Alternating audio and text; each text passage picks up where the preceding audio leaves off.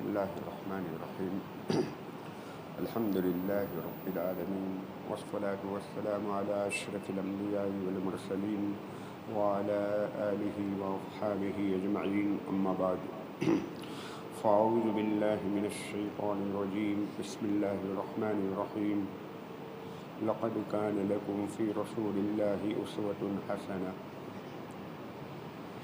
قل ان کنتم تحبون اللہ فاتبعونی یحببکم اللہ ویغفر لکم ذنوبکم واللہ غفور رحیم۔ قابل احترام بھائیوں اور بزرگوں،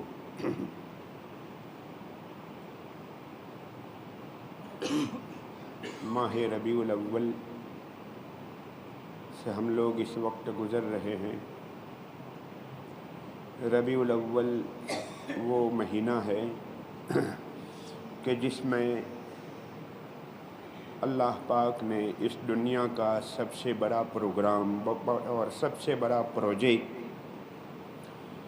اس دنیا کا سب سے بڑا پروجیکٹ، اس دنیا کا پیدا کرنے کا سب سے بڑا مقصد ہے، یعنی جناب نبی پاک صلی اللہ علیہ وسلم کی ذات گرامی، اللہ نے آپ کو اسی مہینے میں پیدا فرمایا۔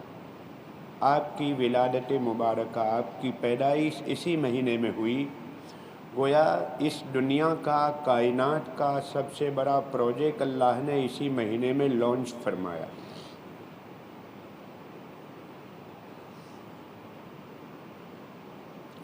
ماہ ربیع الاول میں آپ کی ولادت بھی ہوئی، ماہ ربیع الاول میں آپ اس دنیا سے پردہ فرما گئے، ماہ ربیع الاول میں آپ نے ہجرت بھی فرمائی، اور ایک قول کے اعتبار سے ماہ ربیع الاول میں سب سے پہلی وحی نازل ہوئی، ایک قول کے اعتبار سے۔ دوسرا قول رمضان المبارک شب قدر میں اقرا بسم ربک کا نزول ہوا، اور ایک قول کے اعتبار سے ربیع الاول میں ہوا۔ گویا جناب نبی پاک صلی اللہ علیہ وسلم کی زندگی کے 4 اہم واقعات اسی ربیع الاول میں پیش آئے، اور دنیا میں جو کچھ کہیں پر خیر نظر آتی ہے، بھلائی اچھائی نظر آتی ہے، جو کچھ روشنی نظر آتی ہے، وہ آپ ہی کی تعلیمات کا پرتو ہے۔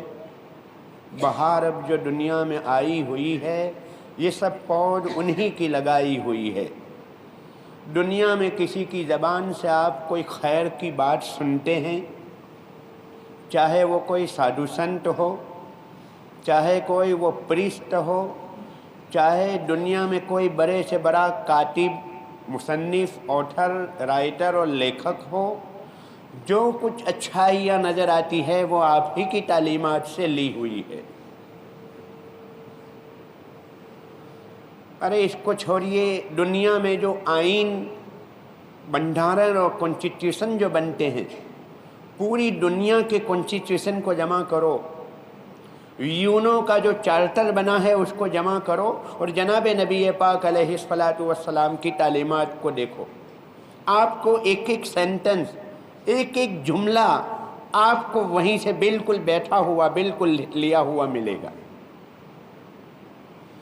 کوئی بھی خیر دنیا میں نظر آتی ہو، کوئی روشنی نظر آتی ہو، وہ جناب نبی پاک صلی اللہ علیہ وسلم کا پرتو ہے، آپ کی دین ہے، آپ ہی کا طفیل ہے۔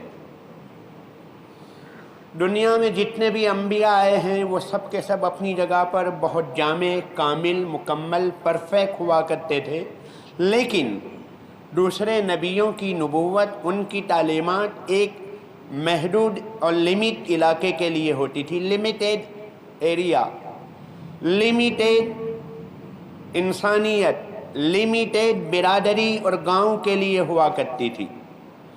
مخصوص کبھی کبھی تو خاص قبیلوں کے لیے نبی آتے تھے، کوئی خاص گاؤں اور ٹاؤن کے لیے نبی بھیجے جاتے تھے، لیکن جناب نبی پاک صلی اللہ علیہ وسلم کی نبوت اور آپ کی رسالت اور آپ کی تعلیمات قیامت تک کی انسانیت کے لیے ہے۔ اب کوئی نئے نبی پیدا نہیں ہوں گے۔ نبی حضرت عیسیٰ علیہ السلام آئیں گے لیکن نبی بن کر نہیں، ایز اے نبی نہیں۔ نبوت تو جناب نبی پاک محمد الرسول اللہ صلی اللہ علیہ وسلم کی رہے گی، تعلیمات محمد الرسول اللہ صلی اللہ علیہ وسلم کی رہے گی۔ اسی لیے میں نے ایک لفظ استعمال کیا کہ کوئی نیا نبی پیدا نہیں ہوگا، یہ نہیں کہا کہ نیا نبی نہیں آئے گا، ویسے نبی بن کر نہیں آئیں گے لیکن پیدا نہیں ہوگا، پیدا ہونے کا اب سوال ہی نہیں۔ آئیں گے لیکن وہ پیدا ہو چکے ہیں اور وہ امتی بن کر آئیں گے۔ سارے نبی کی تعلیمات اپنی جگہ پر بہت جامع ہوا کرتی تھی، لیکن آپ کی تعلیمات اب سے لے کر قیامت تک آنے والی انسانیت، جتنے لوگ دنیا میں پیدا ہوں گے سب کے لیے جناب نبی پاک علیہ السلام کی ذات گرامی نمونہ ہے، ماڈل ہے، سیمپل ہے۔ اگر رول ماڈل چاہیے تو جناب نبی پاک علیہ السلام کی ذات گرامی، کوئی ڈاکٹر ہو، انجینئر ہو، کوئی بادشاہ وقت ہو، کوئی جنرل پبلک ہو، کوئی مزدور ہو، کوئی تاجر ہو، کوئی بکریاں چرانے والا ہو، کوئی یتیم ہو، کوئی بھی ہو، کچھ بھی ہو، سب کے لیے آپ کی تعلیم میں نمونہ موجود ہے۔ آپ کو اللہ پاک نے ان سارے حالات سے گزارا۔ کوئی یہ نہیں کہہ سکتا کہ میرے لیے نبی کی زندگی میں نمونہ نہیں ملتا، کوئی یہ نہیں کہہ سکتا۔ آپ بادشاہ بھی تھے، مدینے کی حکومت آپ نے جو چلائی ہے، آپ بادشاہ وقت بھی تھے، آپ قاضی بھی تھے، آپ جج بھی تھے، آپ امام بھی تھے، آپ نے مقام اجیاد پر بکریاں بھی چرائی مکہ مکرمہ میں، آپ نے مدینہ میں مقام جروف میں کھیتی بھی کی ہے، آپ نے یمن اور شام کے تجارتی سفر یعنی بزنس ایکسپورٹ امپورٹ کا کاروبار بھی آپ نے کیا ہے۔ سارے کا چیزوں سے آپ کو گزارا گیا، آپ کی زندگی میں سب کے لیے نمونہ موجود ہے۔ دنیا میں کسی وزیر، کسی منسٹر، کسی بادشاہ کی زندگی ایسی ریکارڈ نہیں ہوئی جیسی جناب نبی پاک صلی اللہ علیہ وسلم کی زندگی ہمارے پاس محفوظ اور ریکارڈ ہے۔ ڈاکٹر عبدالجبار رافعی صاحب، انہوں نے ایک کتاب لکھی ہے۔ ہمارے حضرت مولانا کلیم صدیقی صاحب دامت برکاتہم، جو اس وقت قید خانے میں ہیں، اللہ پاک آپ کو بعافیت بے گناہ بری فرما دیں، رہائی نصیب فرمائیں۔ جو بھی جیل میں ہوتے ہیں سب گنہگار نہیں ہوتے ہیں، حضرت یوسف علیہ السلام بھی جیل میں گئے ہیں، تو ہمارے حضرت مولانا کلیم صدیقی صاحب اس وقت اندر ہیں۔ انہوں نے ایک جگہ لکھا ہے کہ میں مدینہ پاک کی ایک لائبریری دیکھنے کے لیے گیا، کتابیں خریدنے کے لیے۔ میں نے ایک کتاب اٹھائی، اس کا نام تھا معجم الکتب عن الرسول، محمد الرسول اللہ کے بارے میں دنیا میں کتنی کتابیں لکھی گئی۔ ڈاکٹر عبدالجبار رافعی صاحب، جہاں تک ان کی نظر پہنچی، ان کی معلومات تھی، اس کو انہوں نے جمع کیا اور کتابوں کی فہرست، لسٹ اور انڈیکس بنائی اور وہ کتابوں کا تعارف و پریچے کرایا۔ مولانا کلیم صدیقی صاحب فرماتے ہیں کہ اس کتاب کی آخری جلد اور بھاگ اور والیوم کو میں نے اٹھایا، 16 جلدوں میں وہ والیوم میں وہ کتاب تھی۔ میں نے آخری نمبر دیکھنے کے لیے کہ میرے نبی کے اوپر کتنی کتابیں لکھی گئی، تو کہا کہ میں نے آخری والیوم کو اٹھایا، اس میں 29,774واں نمبر آخری نمبر تھا۔ مطلب یہ ہوا 30,000 میں 26 کتابیں کم۔ یہ تو ڈاکٹر عبدالجبار صاحب وہاں تک پہنچے، دنیا میں کتنی لکھی گئی ہوگی وہ تو واللہ عالم، اللہ ہی کو معلوم ہے۔ بتائیے دنیا میں کسی منسٹر، کسی بڑے سے بڑے بادشاہ کے بارے میں اتنی کتابیں لکھی گئی ہوگی؟ ایک شامی عالم نے جناب نبی پاک علیہ السلام کی جوتیاں، آپ جو جوتیاں اور چپل پہنتے تھے، جوتے نہیں تھے، عرب میں جوتوں کا رواج نہیں تھا اس وقت، جس کو ہم شوز کہتے ہیں وہ نہیں تھے، چپل پہنی جاتی تھی۔ حضور پاک علیہ السلام کی نالین شریفین، آپ کی جوتیاں مبارک، اس پر ایک شامی عالم نے ریسرچ کی اور کتابوں کو جمع کیا تو 55 کتابیں فقط آپ کی جوتیوں کے بارے میں لکھی گئی۔ مولانا خالد سیف اللہ صاحب جو اس وقت پورے انڈیا کے مفتیوں کے چیف ہیں، ہیڈ ہیں، وہ فرماتے ہیں کہ میں ایک مرتبہ مکہ مکرمہ میں ایک ادارہ دیکھنے کے لیے گیا، وہاں پر جناب نبی پاک صلی اللہ علیہ وسلم کی زندگی کو جمع کر رہے تھے، میوزیم بنا رہے تھے۔ آپ دنیا میں پیدا ہوئے، وہاں سے لے کر دنیا سے پردہ فرمانے تک آپ کہاں کہاں گئے، کون کون لوگوں سے آپ کی ملاقاتیں ہوئی، کن سے آپ نے مصافحہ کیا، کن سے آپ نے معانقہ کیا، کتنے بچوں کو آپ نے ہاتھ میں اٹھایا، کتنے بچوں نے آپ کی گود میں پیشاب پانی کیا، اور آپ نے کیا کیا آئٹم کھائی، آپ نے کیا کیا پہنا، ایک ایک چیز کو جمع کیا۔ مولانا خالد سیف اللہ صاحب فرماتے ہیں کہ وہ السلام علیک ایھا النبی نام کا ادارہ ہے مکہ مکرمہ میں، 1500 بھاگ اور والیوم میں وہ کتاب لکھی جا رہی ہے، سیرت کی کتاب، آپ کا جیون چریتر۔ ایسی سیرت کی کتابوں کے بارے میں اگر آپ تفصیل سنیں تو شام ہو جائے فجر ہو جائے، اتنی لمبی ڈیٹیل ہے اس کی، کیسی کیسی کتابیں لکھی گئی، لکھنے والوں نے کیا کیا جمع کیا۔ ارے ہندوؤں نے، غیر مسلمین نے بھی کتابیں لکھی، لیکن میرے بھائیوں فقط تعریف کر لینے سے حق ادا نہیں ہو جاتا۔ یقیناً یہ مہینہ بہت مبارک مہینہ ہے، حضور پاک علیہ السلام کی ذات گرامی سے ہمیں بے حد محبت ہے، مجھے اپنی اولاد سے وہ محبت نہیں اور نہ ہونی چاہیے جو جناب نبی پاک علیہ السلام کی ذات گرامی سے ہونی چاہیے، اور الحمدللہ ہر ایک میں ہے وہ محبت۔ ابھی آپ کو اندازہ نہیں ہوگا، کچھ لوگ یہ سمجھتے ہوں گے کہ میں تو نہیں پا رہا ہوں اتنی محبت، نہیں، ایک ایک چنے بیچنے والا، لہری چلانے والا، اس میں بھی ہم پاتے ہیں موقع آنے پر وہی محبت ہے۔ حضور کی محبت پہلے نمبر پر ہوتی ہے۔ لیکن میرے بھائیوں فقط اظہار محبت، اظہار مسرت، فقط کمکمے جلا لینا، لائٹنگ کر لینا، فقط کوئی ایسا جلسہ جلوس کر لینا، اس سے حق ادا نہیں ہوتا۔ ضرورت ہے اس بات کی کہ جناب نبی پاک صلی اللہ علیہ وسلم کی تعلیمات کو ہم اپنی زندگی میں اتاریں۔ ہم میں سے کون ہیں، کتنے ہیں اس وقت جو حضور کے طریقے پر غسل کر کے آئے ہیں؟ 25 سال سے، 50 سال سے میں غسل کرتا ہوں، جیسے کرتا ہوں ویسے ہی کر رہا ہوں، کبھی میں نے تکلیف نہیں اٹھائی کہ میرے نبی نے کیسے غسل کیا تھا میں ویسے طریقے سے غسل کروں۔ کتنے ہیں ہمارے بھائی جنہوں نے ہفتوں سے، مہینوں سے مسواک نہیں کی ہوگی؟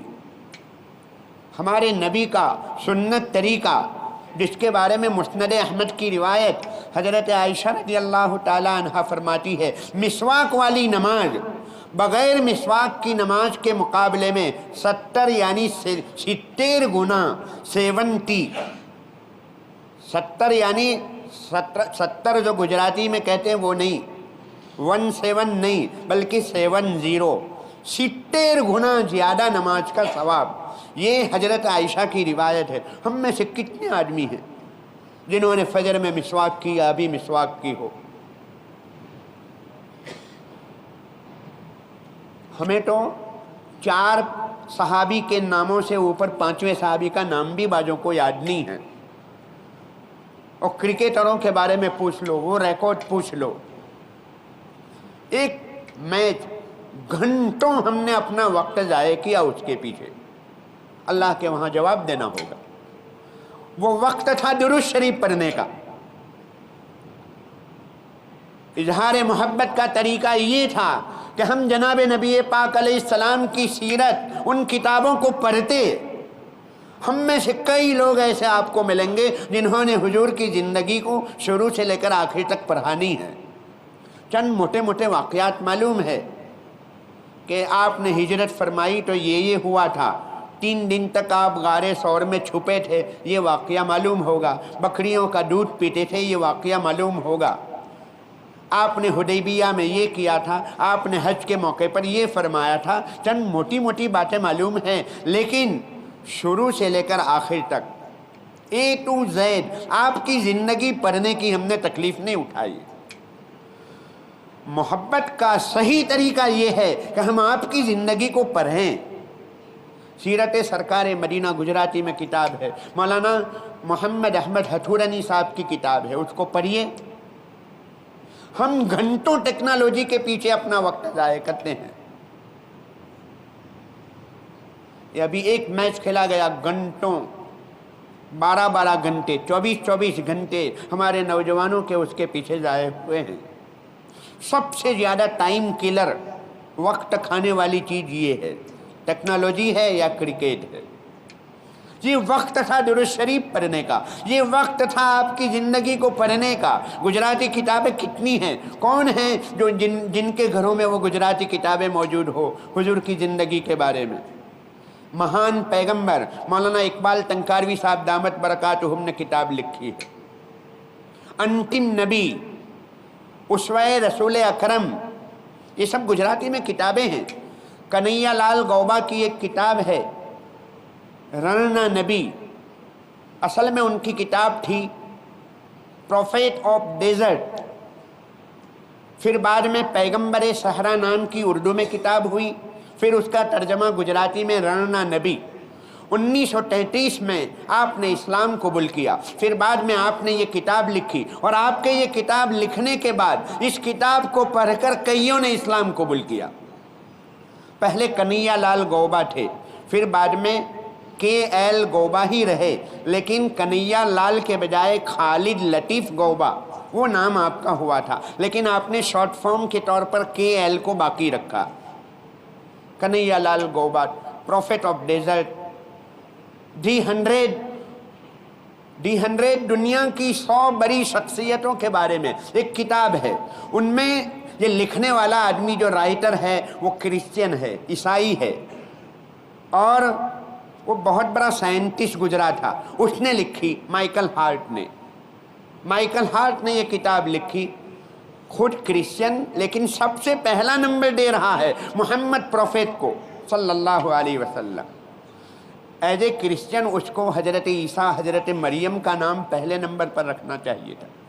एज ए वैज्ञानिक, साइंटिस्ट उसको सर आइजैक न्यूटन का नाम पहले लिखना चाहिए था, लेकिन गैर कौमी मजबूर है, हुजूर को पहला नाम देने पर मजबूर है। आपकी ज़िंदगी नमूना है, दुनिया में कोई ये दावा नहीं कर सकता कि फ़लाँ की ज़िंदगी नमूना है। कोई बड़े से बड़े आदमी को ले लो, कुछ न कुछ आपको कमी, फॉल, खामियां मिल जाएगी। हुजूर की ज़िंदगी पूरी ओपन बुक है, कोई छुपाने की चीज़ नहीं। हम छोटी छोटी किताबें खरीदें, लिखवाएं और फिर डेपो में चले जाएं, तकसीम करें, रेलवे पर जाकर तकसीम करें। ये काम है रबीउल अव्वल में करने का। दुरूद शरीफ पढ़ना और हुजूर की ज़िंदगी का मुताला करना, वांचन करना और छोटी छोटी किताबें दूसरों तक पहुंचाना, ये महीने में करने के काम हैं। तो फिर मोहब्बत का हक़ अदा होगा। मेरे भाइयों, हम सुबह से लेकर शाम तक 15-17 काम रोज़ाना करते हैं। सुबह उठना, शाम में सोना, रात में सो जाना, मस्जिद में दाखिल होना, मस्जिद से बाहर निकलना, बैतुल खला में जाना, बैतुल खला से बाहर निकलना, कपड़े पहनना, कपड़े निकालना, खाना खाने के बाद। ये कुछ काम ऐसे हैं जिसमें कुछ दुआएं सिखलाई। हुजूर पाक अलैहिस्सलाम ने हमें बहुत कीमती खजाने दिए उन दुआओं की सूरत में। 15-17 काम रोज़ाना करते हैं। मैं गुस्ल यूँ भी कर सकता हूँ, वैसे ही पानी डाल लो, और हुजूर के तरीके पर भी गुस्ल कर सकूँ। कोई ज़्यादा वक्त नहीं मांगा जा रहा है। आप रोज़ाना बैतुल खला में जाते हैं तो ये कहा जा रहा है कि बाएं पाँव से दाबा पक्षी दाखिल थવું અને જમણો પગ પહેલાં બહાર કાઢવો। अब उसमें कोई ज़्यादा वक्त लगाना नहीं है। यूँ भी आप जाते हैं, किसी भी पाँव से दाखिल हो गए, मस्जिद में किसी भी पाँव से दाखिल हो गए, तो कहा ही जा रहा है कि मस्जिद में दाहिने पाँव से दाखिल हो, बाएं पाँव से बाहर निकलो। बस थोड़ा सा फ़र्क करना है। एक हफ्ता अशरा ہفتہ اشرا 2 مہینے اگر تھوڑا سا آپ نے دھیان رکھا، خیال رکھا، پھر آپ کی زندگی میں یہ چیز داخل ہو جائے گی۔ حضرت جی مولانا یوسف صاحب رحمۃ اللہ علیہ یہ فرمایا کرتے تھے کہ اگر سنت کے مطابق اگر کوئی آدمی ٹوائلٹ میں جاتا ہے اور سنت طریق پر باہر نکلتا ہے، پاؤں کا مسئلہ اور دعاؤں کا مسئلہ یہ اس نے کر لیا، تو بیت الخلاء سے ٹوائلٹ سے نکل کر وہ نور لے کر آئے گا، ٹوائلٹ سے نور لے کر آئے گا۔ اور اگر مسجد میں بھی ہم خلاف سنت رہے تو بہت ممکن ہے گناہ لے کر جائیں، اللہ ہماری حفاظت فرمائے۔ حضور کے طریقوں میں اتنی طاقت ہے۔ پانی پینے کا جو طریقہ ہمارے نبی پاک علیہ السلام نے ہمیں بتلایا ہے، دنیا کی کسی قوم کے پاس اتنا اچھا طریقہ نہیں ہے۔ کبھی کبھی غیر مسلمین سے ملاقات ہوتی ہے، وہ حیران ہو جاتے ہیں کہ اچھا اتنی اچھی تعلیمات۔ ابھی ایک بہت کوئی 20-21 ماروتی میڈیکل سینٹر کا مالک مجھے ملا، ہماری کچھ گفتگو ہوئی۔ میں نے ان کو کہا کہ ہمیں کوئی ملٹی ملینر کو دیکھ کر ہمیں منہ میں ہم رال نہیں ٹپکاتے، کوئی اس کے اوپر رشک نہیں، اس کے لیے دعا ضرور کرتے ہیں اللہ اس کی دولت کو قائم دائم رکھے، اس کو خوش رکھے، لیکن میں نے کہا کہ ہمارے دل میں کوئی لالچ نہیں، کوئی منہ میں رال نہیں ٹپکاتے۔ ہم نیچے والوں کو دیکھتے ہیں کہ اللہ نے مجھے جو دیا ہے فلاں سے زیادہ دیا ہے، فلاں سے کم اوپر والوں کو نہیں دیکھتے۔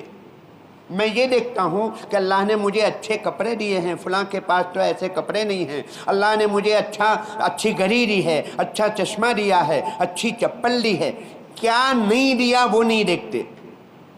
فلاں جیسا صوفہ میرے گھر میں نہیں ہے، فلاں جیسی گاڑی میرے پاس نہیں ہے، اس پر نہیں دیکھتے، ہم نہیں جاتے۔ ہم تو یہ دیکھتے ہیں کہ اللہ نے مجھے کیا کیا دیا ہے۔ اللہ نے مجھے بہت کچھ دیا۔ وہ کہا کہ اچھا اتنی اعلیٰ تھنکنگ ہے آپ کی۔ میں نے کہا میں تو بہت چھوٹا آدمی ہوں، میں تو ایک دنیا دار گنہگار آدمی ہوں، آپ کو ہمارے بڑے شیوخ کے پاس لے جاؤں تو آپ حیران ہو جائیں ہمارے علماء کی تھنکنگ، اور ہمارے نبی نے جو ہمیں جو دولت دی ہے، جو گفٹ دی ہے، وہ بہت اعلیٰ قسم کی دی ہے۔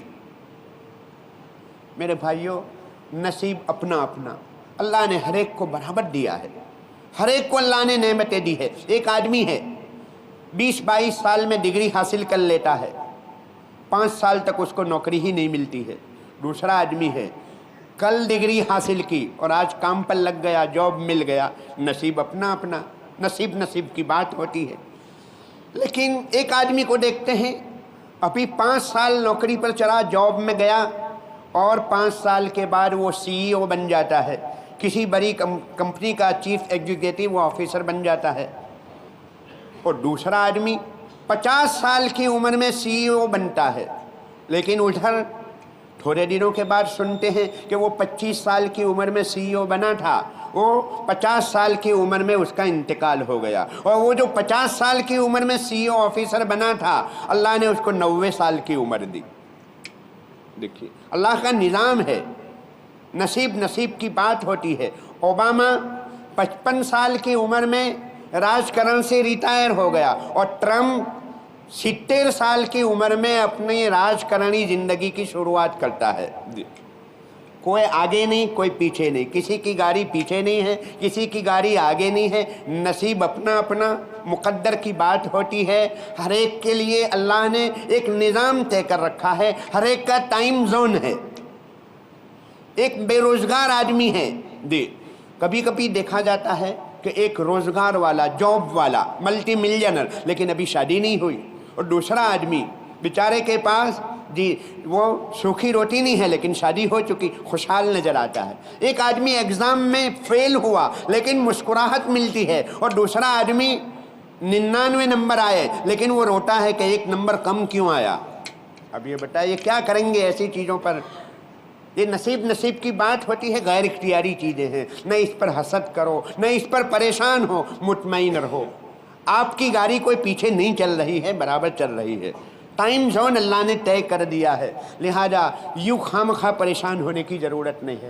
ہاں اس میں پریشان ہونا چاہیے کہ اللہ نے مجھے سب کچھ دیا، لیکن میری صف اول کی نمازیں کتنی ہوئی، تکبیر اولیٰ کے ساتھ میری کتنی نمازیں ہوئی، میں نے حضور کی کتنی سنتیں گھروں میں زندہ کی۔ ہمارا اکثر طبقہ گھروں میں کھانا شروع کرتا ہے بغیر بسم اللہ کے کھانا شروع ہوتا ہے۔ دعوت کھانے کی دعا کئیوں کو یاد نہیں ہوتی ہے، پھر ہم کیسے دعویٰ کر سکتے ہیں؟ میرے بھائیوں، ڈاکٹر نے بہت اچھا نسخہ لکھ دیا، پرسکرپشن جو لکھتے ہیں، دوائیں لکھتے ہیں، جیب میں رکھنے سے فائدہ نہیں ہو جائے گا، وہ تو میڈیکل پر جانا پڑے گا، دوا لانی پڑے گی، دوا استعمال کرنی پڑے گی۔ حضور نے ہمیں بہت اعلیٰ تعلیمات دی، لیکن استعمال کرنی پڑے گی، زندگیوں میں لانا پڑے گا۔ حضور کی زندگی یہ فقط ایک آدمی کی زندگی نہیں ہے، حضور کی زندگی یعنی پوری امت کا جیون چریتر ہے، یہ فقط ایک آدمی کی نہیں، اسی لیے اللہ نے اس کو محفوظ فرمایا۔ حضرت موسیٰ، عیسیٰ اور دوسرے پیغمبروں کی لائف اور زندگیاں ایسی محفوظ نہیں ہوئی جتنی حضور کی ہوئی۔ کیوں کہ حضور قیامت تک کے لیے نمونہ، تو نمونہ وہ تو محفوظ ہونا چاہیے۔ امت نے، مسلمانوں نے، ہمارے ذمہ دو کام تھے، ایک کام تعلیم کو محفوظ کرنا، نمونے کو محفوظ رکھنا۔ الحمدللہ امت مسلمہ نے آپ کی تعلیمات کو، قرآن کو، حدیث کو، آپ کی سیرت کو، سب چیزوں کو محفوظ رکھا۔ کوئی قرآن میں ایک نقطے کا اضافہ نہیں کر سکتا، حدیث پاک میں کوئی ایک نقطہ نہیں بڑھا سکتا۔ اگر کوئی آج ابھی ایک نقطہ بڑھائے تو شام 1 گھنٹے میں کتنی کامنٹ آنا شروع ہو جائے گی کہ آپ نے غلط حدیث لکھی۔ محفوظ ہے، ہمارے مدرسے، ہمارے علماء، ادارے، یہ سب اس کو محفوظ حفاظت کر رہے ہیں۔ امت مسلمہ نے حفاظت کی نمونے کی۔ عیسائی، یہود، دوسری قوموں نے اپنا نمونہ گم کر دیا، ان کے پاس نبی کی تعلیمات محفوظ نہیں ہیں۔ عیسائیوں کے پاس دنیا میں پاپولیشن کے اعتبار سے 1 نمبر کی قوم، لیکن حضرت عیسیٰ کی 5 سال کی زندگی ان کے پاس محفوظ نہیں۔ یہود دنیا میں اکانومی اور مال کے اعتبار سے 1 نمبر کی قوم، سب سے مالدار ترین قوم، لیکن اپنے نبی حضرت موسیٰ کی زندگی کو محفوظ نہیں کر پائی۔ اور الحمدللہ اللہ پاک نے ہمارے نبی کی زندگی کو ہمارے ہاتھوں سے محفوظ کیا، لیکن دوسری ذمہ داری جو ہماری تھی، اس نمونے کو اپنانا، نمونے کو اپنانا، اس میں ہم ناکام ہیں۔ کوئی اکا دکا لوگوں کے پاس حضور کی زندگی ملے گی، لیکن میں کوئی شہر تو کیا، کوئی چھوٹا گاؤں ایسا نہیں دکھلا سکتا کہ اس میں حضور پاک علیہ السلام کی زندگی کے مطابق زندگی گزاری جا رہی ہے۔ کوئی نمونہ مانگے تو ہم نمونہ نہیں پیش کر سکتے، یہ ہماری سب سے بڑی کمزوری ہے۔ دنیا پریکٹیکل چاہتی ہے، نمونہ چاہتی ہے۔